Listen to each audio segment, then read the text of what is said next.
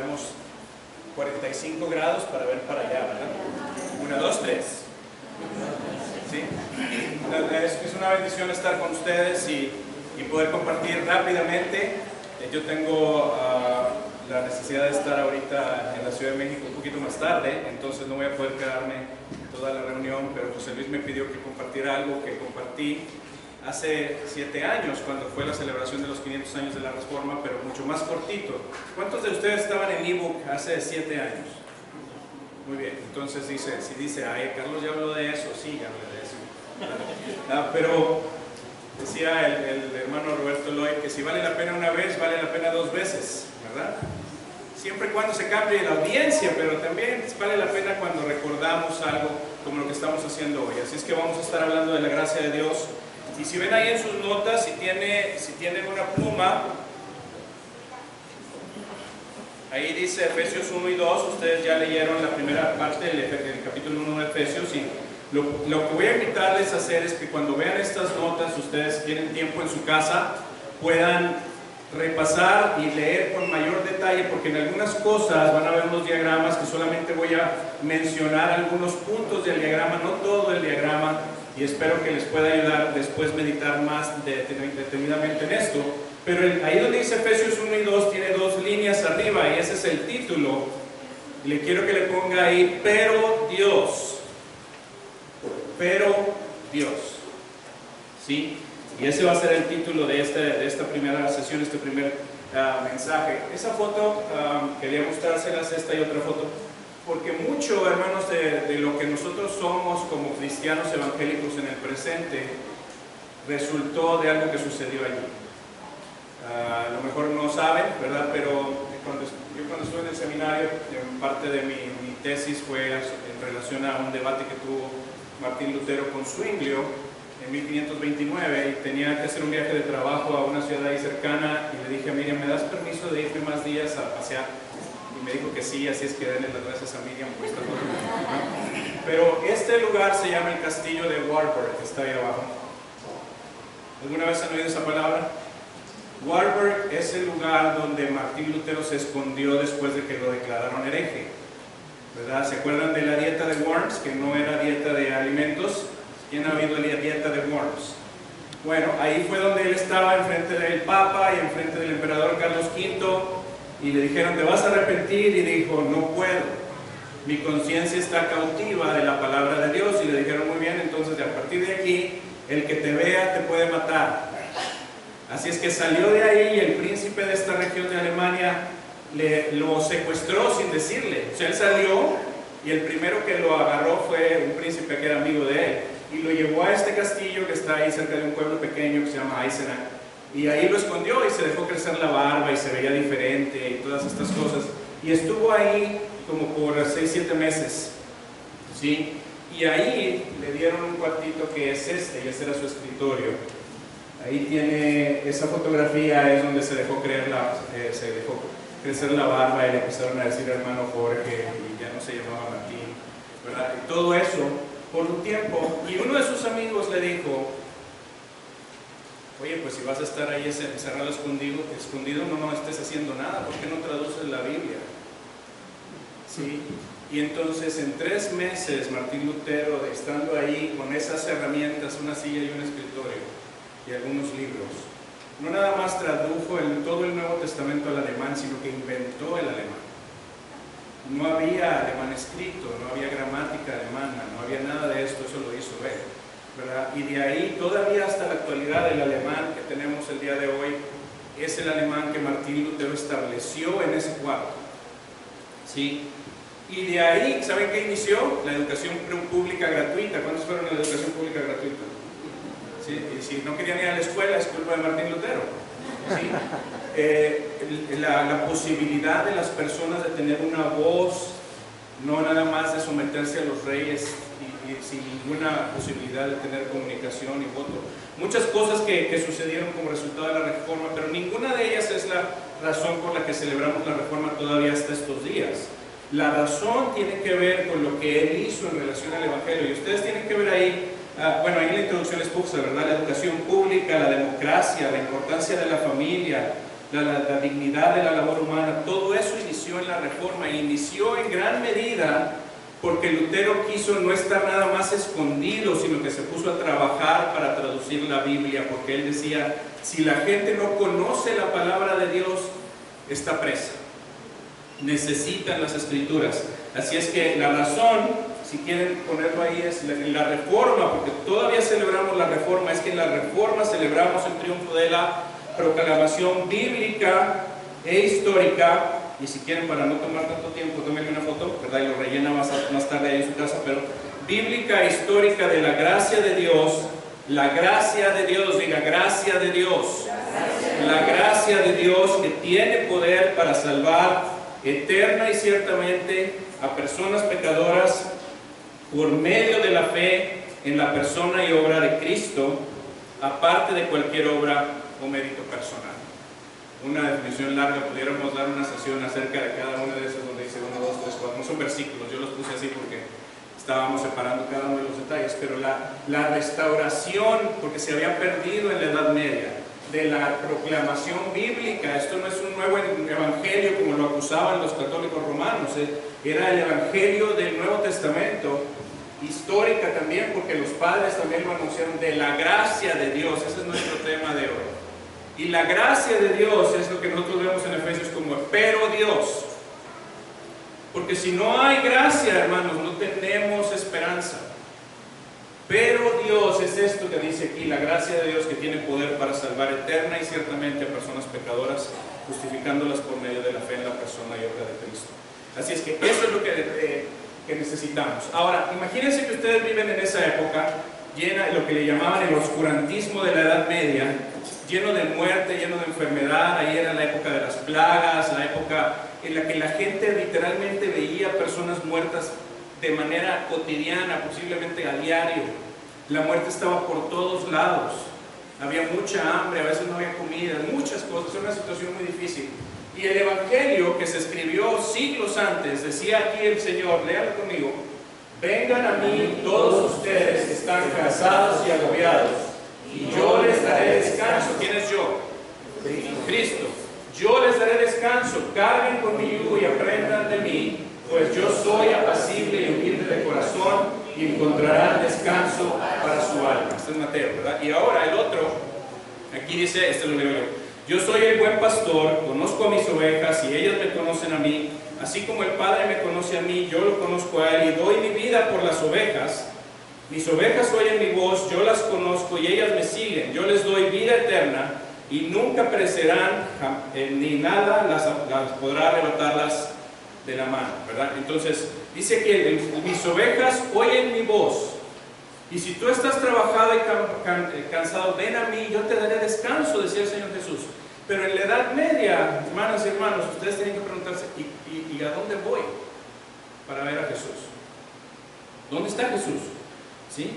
¿A dónde voy para encontrar el descanso que Él me promete? ¿A dónde voy a oír la voz de Jesús? Y entonces iban a la iglesia y estaba en latín, ¿sí? Y luego había cuadros como este, no se lo puse ahí, ¿verdad? Pero donde se reflejaba a Cristo con una espada de un lado y un lirio del otro, y la idea era escapar de la espada y tener el lirio de la paz, pero no sabía la gente cómo, ¿verdad? Entonces, aquí en sus notas les puse nada más que es muy importante reconocer que a lo largo de la historia, la iglesia siempre, hermanos, ha proclamado la posibilidad de la salvación de las personas pecadoras por gracia, por medio de la fe. Pero por a lo largo de los siglos cambió lo que significaba la gracia y cambió lo que queríamos decir por fe. Entonces, si dan vuelta a su página, dice, había dos áreas de debate en relación a la gracia y la fe. La primera tenía que ver con el debate de la naturaleza y la recepción de la gracia divina, y la segunda tenía que ver con la jerarquía de autoridad requerida en el modelo medieval de gracia. Y aquí es donde quiero que vean ya no voy a leer esto porque no quiero, pero, entonces, lo que existía antes de Lutero en la Edad Media, hermanos, es que si ustedes iban querían buscar a Dios o escuchar la voz de Dios, Dios es lo que es la meta, ¿verdad? Ir a Dios, ir a Jesús.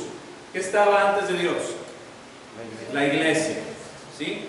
Y después de la iglesia, los sacramentos, y por medio de los sacramentos, gracia que me hacía poder tener la capacidad de hacer obras meritorias que me den justicia y a lo mejor me salve. ¿Sí? Ustedes pueden meditar más en esto, pero la diferencia que hicieron los reformadores y Warburg cuando Martín Lutero se llamaba Jorge, ¿verdad? Es que de Dios que estaba, dígalo fuerte, las escrituras. Ya no era la iglesia primero, sino la palabra de Dios abajo de la iglesia. La palabra de Dios era la fuente de autoridad primaria y suficiente, no el clero, no la institución, sino las escrituras, y por medio de ellas el Espíritu Santo y la gracia que nos permite conocer acerca del Evangelio de Cristo, responder en fe, tener la justicia imputada, no infundida, y de ahí obtener cierta salvación, la seguridad de la salvación, no la posibilidad de la salvación, sino la certeza de la salvación. Entonces fíjense ahí en las notas, a la mitad de la página 5, decía, bueno, las escrituras son desconocidas, no importaba si eras campesino, noble o sacerdote, la gente no conoce las escrituras, tiene la Biblia como posesión privada. Tener la Biblia como posesión privada era un delito penalizado con la muerte. Lo único que se conocía era la gracia mediada por los sacramentos. En otras palabras, si querías venir a Cristo, había que ir a la iglesia y participar del bautismo, la confirmación, la comunión, la penitencia, la extrema unción, y si fuera el caso, la ordenación del matrimonio, ¿verdad? Y dice uno de los teólogos de la Edad Media, Pedro Lombardo, decía: el bautismo apaga el fuego de nuestros vicios, pero luego hay que venir a la Eucaristía para restaurarnos, y cuando fracasamos teníamos que hacer penitencia y luego confesar, y ahí teníamos que tener contrición, todas esas cosas, ¿verdad? Pero la confesión, aunque quitaba la culpa, no eliminaba el castigo, y entonces ¿qué había? Purgatorio. ¿Sí? Ahora que fuimos allá con mi primo, y tienen un museo donde está el lugar donde él estudió, empezó a componer himnos como Castillo Fuerte, es otro pueblito ahí que está cerquita, y cuando entras al museo dice indulgencia, si le puedes poner €1, y entonces le jalas una palanquita y me dijo que me libré de 278 años en el purgatorio. Esa era la gracia que no te aseguraba la salvación. Pero lo que decían los reformadores es que el Dios del Evangelio cristiano, dígalo por favor, no es un juez severo. ¿Escuchó eso? El Dios del Evangelio no es un juez severo. En este momento lo que proclamamos es la gracia, ¿sí? Que es que recompensa a sus individuos de acuerdo a sus méritos, sino un Dios de gracia y misericordia que otorga justicia a pecadores como un regalo. Esa es lo que proclamamos. Dice, los reformadores afirmaron el cautiverio de la voluntad porque creían que la Escritura lo enseña, y la Escritura era su autoridad final, no la Iglesia, solo la Escritura. No obstante, aunque su defensa provenía primordialmente de la Escritura, también creían que su afirmación de una voluntad esclavizada tenía fundamento sólido en la traducción de Agustín, particularmente sus escritos antipelagianos. No me voy a meter más en eso porque no hay tiempo, pero déjenme les enseño en una gráfica, ¿sí? Entonces, esta era la doctrina de la gracia o de la situación del pecado antes de Agustín. ¿Cuántos han oído de Agustín? Sí, ¿verdad? Al principio de la Edad Media. Pero en esta época, antes de los reformadores, antes de Agustín, ¿verdad? Y luego de Agustín, cuando se perdió su doctrina, la iglesia decía que cuando Adán y Eva pecaron, ¿sí?, no cambió nada. En otras palabras, antes del pecado, ¿verdad?, ya eran mortales, ven allá abajo, ¿sí?, y eran libres para decidir si pecaban o no pecaban, y después de comer del árbol seguían siendo buenos en esencia, capaces de pecar, capaces de no pecar, ya mortales, ¿sí? En otras palabras, el pecado no fue lo que los hizo mortales, ya era. El pecado, dice ella arriba, era un acto influyente pero aislado. Si creemos eso, que el hombre es bueno por naturaleza, ¿cuántos de ustedes han oído eso? Que el hombre es esencialmente bueno. Eso se llama pelagianismo en la historia de la teología, ¿sí? Y entonces Agustín dijo, no. Cuando nosotros vemos las escrituras, nosotros vemos que Adán y Eva, antes de comer del árbol, eran buenos en esencia, por 2 capítulos de Génesis, ¿verdad? y después de comer del árbol eran malos en esencia. En otras palabras, antes eran capaces de pecar y capaces de no pecar, eran condicionalmente inmortales si no comían del árbol, ¿verdad? Y eran libres conforme a su naturaleza, podían pecar o no pecar, pero después del árbol algo pasó, ¿sí? Que entonces ya eran incapaces de no pecar. No sé cuántos de ustedes han intentado esto, pero a lo mejor alguno en su vida dijo, hoy no voy a cometer ningún pecado. No creo que lo haya logrado, ¿verdad? Pero me acuerdo que tenía un muy buen amigo en el trabajo que me decía, Carlos, yo no peco. Y era una persona muy moral, ética, un buen empleado, buen trabajador, siempre a tiempo, y decía, Carlos, yo no tengo pecado. Una persona que no tiene pecado no necesita salvación, ¿sí? O la salvación que necesita es diferente a la que nosotros proclamamos. Pero Agustín decía que después de comer, todos los hombres que son descendencia de Adán son incapaces de no pecar y son mortales por causa del pecado, ¿sí? El pecado es lo que los hizo mortales. Y aquí es donde hace toda la diferencia en el resto de la teología. Porque si empezamos con que el hombre está muerto, tenemos que proclamar una salvación distinta a si decimos que el hombre es bueno por naturaleza y puede hacer cosas para salvarse, ¿sí? Así es que cuando vinieron los reformadores, ellos decían, el hombre está muerto, hubo un cambio en esencia, ¿sí?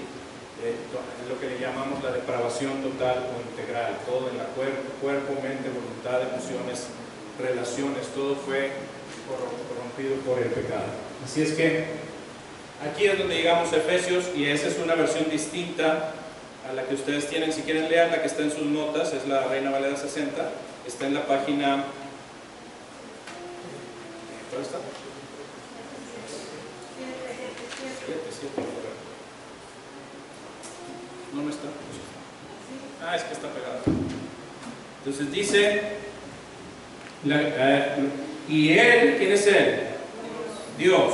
Léalo conmigo. Os dio vida a vosotros. No había vida antes de Dios, ¿sí?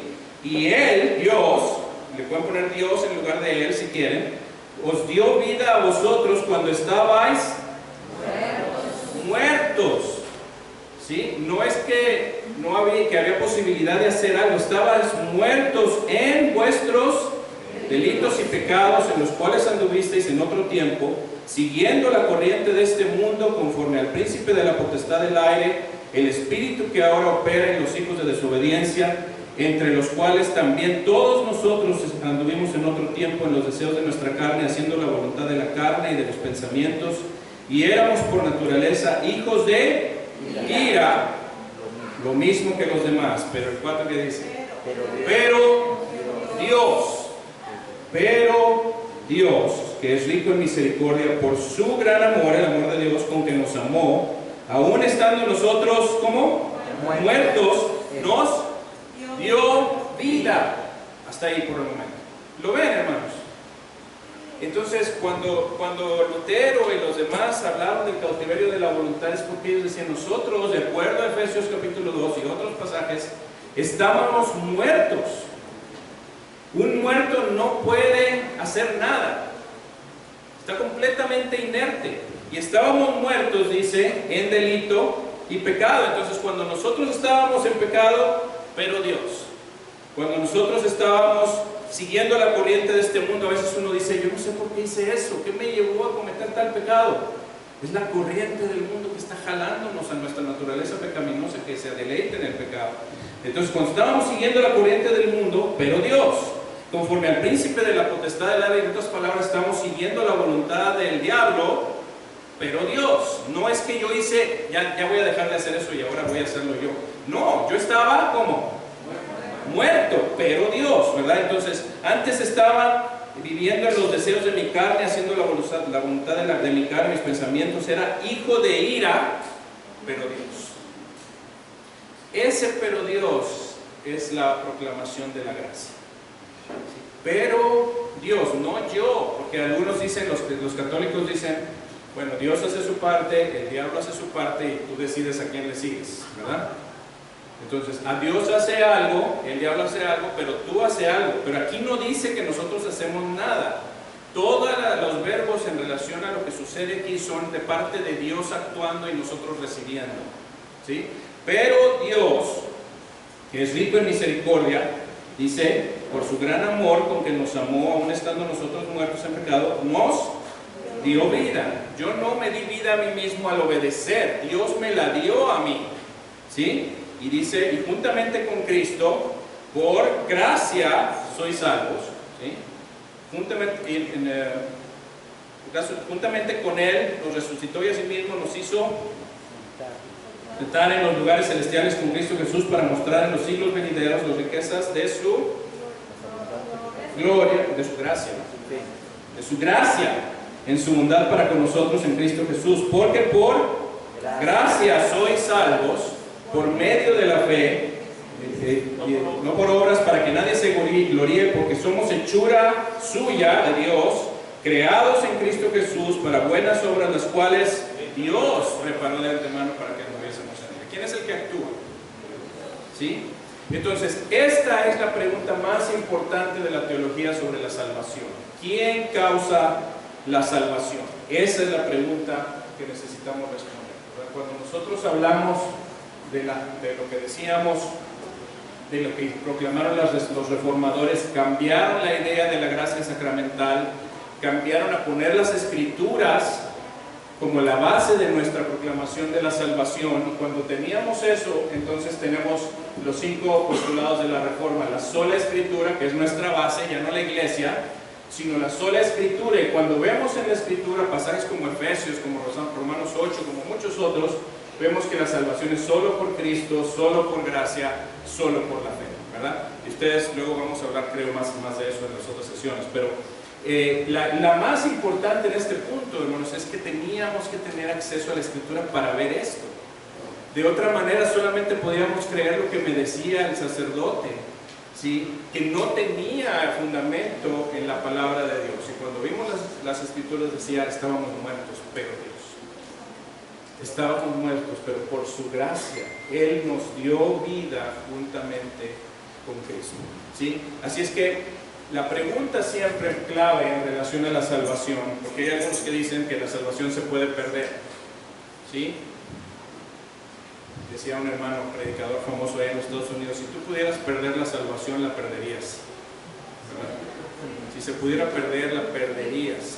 Pero la pregunta clave es, ¿quién es la causa? ¿Sí? No el medio, sino quién es la causa de la salvación, ¿sí? Y los reformadores, todos los reformadores decían que la causa de la salvación es monergista.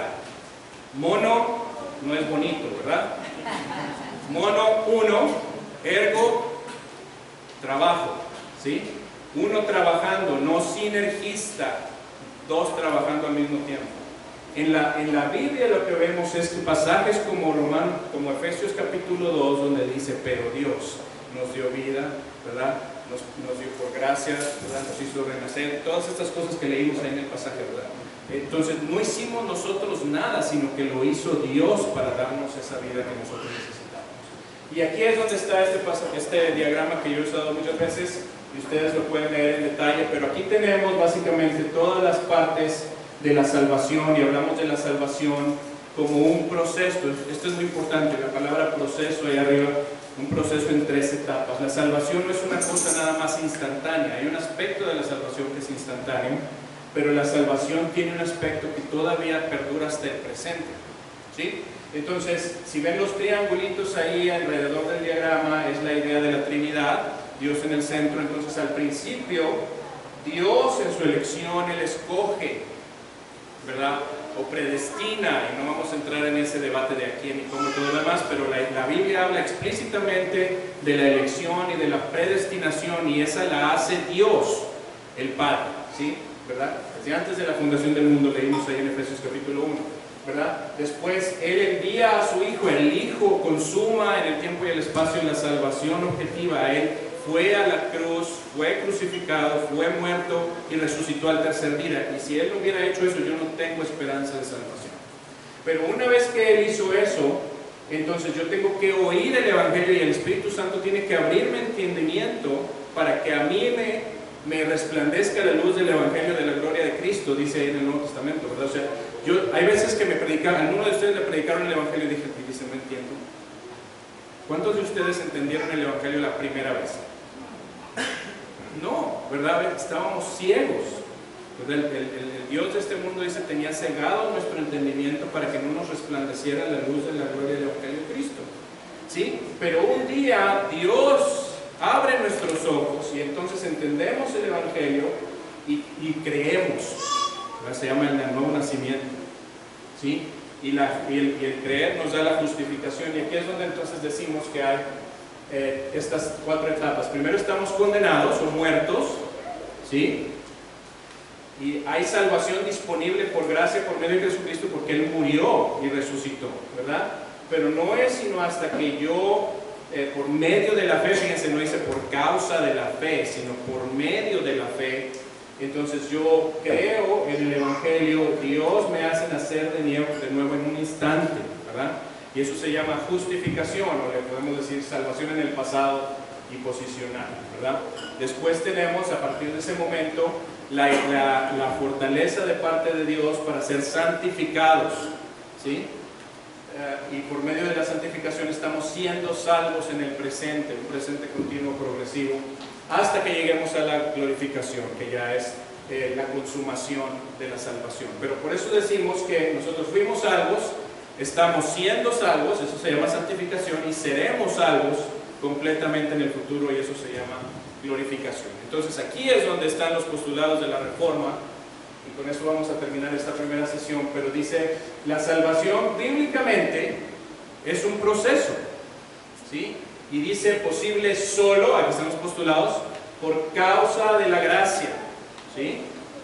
La gracia de Dios, solo en base al sacrificio de Cristo, solo por medio del don de fe en el hombre. Entonces la fe yo la ejerzo, pero es un don de Dios, de acuerdo a lo que leímos ahí en Efesios capítulo 2, ¿verdad? Por gracia sois salvos por medio de la fe, y esto no es de ustedes, sino que es don de Dios. ¿Esto qué? La fe y todo lo demás, ¿verdad? Lo que empezó en el capítulo 1, ¿sí? Elegido según aparecemos para la alabanza de su gloria. Entonces, cuando lo ven así, hermanos, esta es la parte que yo quería que ustedes vieran, que es la que José Luis quería que ustedes vieran. Entonces, hermanos, miren esto, ¿verdad? Cuando nosotros vemos todo el proceso de la salvación, desde la elección, la glorificación, la justificación, la conversión, la expiación, todas estas cosas son un posible que es posible solo a causa de la gracia.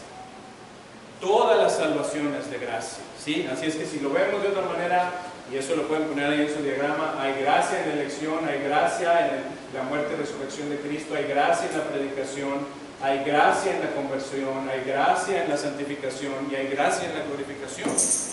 Todo es gracia. En ninguna de ellas la acción que me salva es la mía. En cada una de ellas es pero Dios. ¿Sí? Si yo estoy haciendo algo aquí en medio de todo esto es pecado.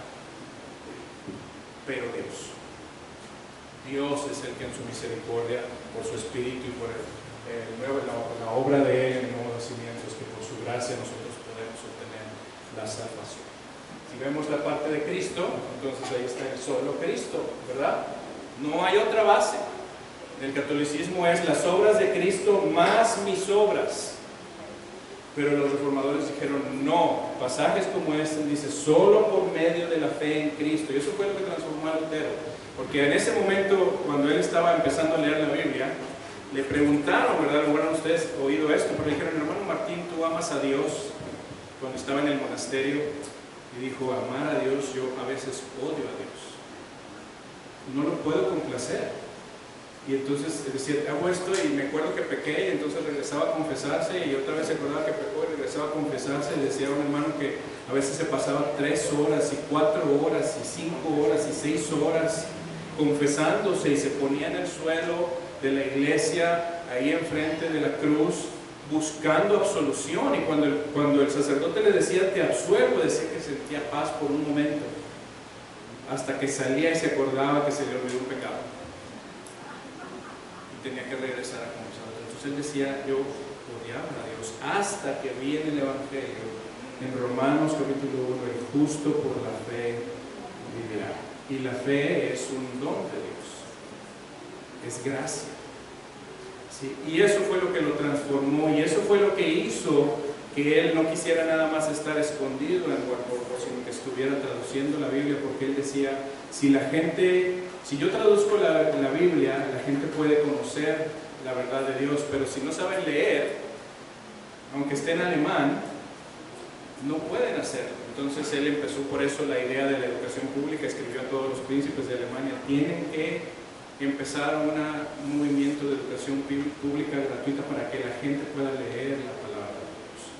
¿Y saben quién aprendió de él? Wycliffe, y Casiodoro de Reina, y Cipriano de Valera. Y algunos de ellos vinieron y empezaron a ver la Biblia de Lutero, y de ahí comenzó el movimiento de las traducciones de la Reforma, que nos ha hecho que nosotros podamos leer Efesios 2, que dice, estábamos muertos, pero Dios, por su gran amor, porque nos ama. Así es que hay veces que hay lugares como esos donde uno va y dice, es un escritorio viejo. No, ahí empezó la posibilidad de nuestra salvación, ¿verdad? Porque de otra manera seguiríamos en el oscurantismo. Y aquí tenemos también la idea de la fe, y la fe también, esa idea de vivir por fe, una fe que obra, es la que también es parte del proceso de la salvación. Así es que les puse ahí al final nada más, y con esto terminamos. Si la salvación es por la gracia, en medio de la fe, y Dios es la causa, ¿verdad?, de mi salvación, una cosa que podemos tomar como motivo de aliento de aquí en adelante es este versículo de 1 Corintios 15:10, ahí en la página 10. Pero por la gracia de Dios, que dice, soy lo que soy, y su gracia no ha sido en vano para conmigo, antes he trabajado más que todos ellos, pero no yo, sino la gracia. Entonces ahora hay la posibilidad de que cada uno de ustedes, cada uno de nosotros, hermanos, tenemos acceso a esa gracia de Dios en Cristo y en el Evangelio, que nos puede llevar a una vida de santidad genuina, como lo que estábamos oyendo en la conferencia, ¿verdad? Esa era la idea de un vivir en santidad verdadero, que cuesta, pero que se puede obtener, que se puede realizar por la gracia del Señor, pero podemos desechar en un sentido y estar viviendo más en pecaminosidad cuando no es necesario, porque la gracia de Dios está a nuestra disposición. La salvación es solamente por gracia, es obra de Dios, pero Dios, ¿verdad? Entonces, si anda por ahí un día o al rato, ¿verdad?, dice algo que no debe de haber hecho, piensa algo que no debiera de haber pensado, o hace algo que no debiera de haber hecho, peca, recuerde, pero Dios, pida perdón, siga adelante, la gracia de Dios está disponible. Amén. Amén. Dios les bendiga.